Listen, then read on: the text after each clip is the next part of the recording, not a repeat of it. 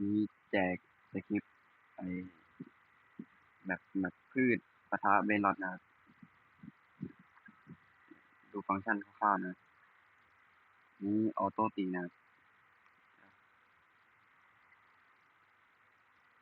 ผมจะเลือก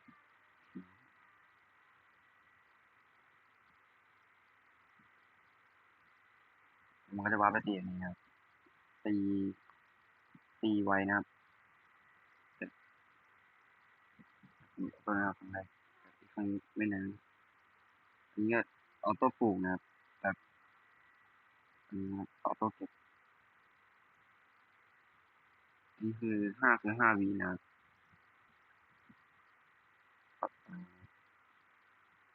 จะวาร์ปแบบนี้ให้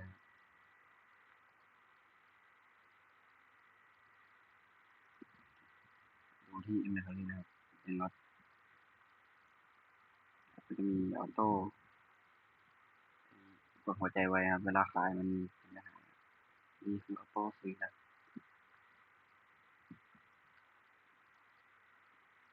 จะเลือกเป็นเจ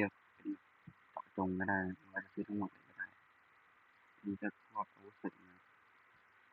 พวกถังน้ำระเบิดน้ำแข็งอะไรแบบนี้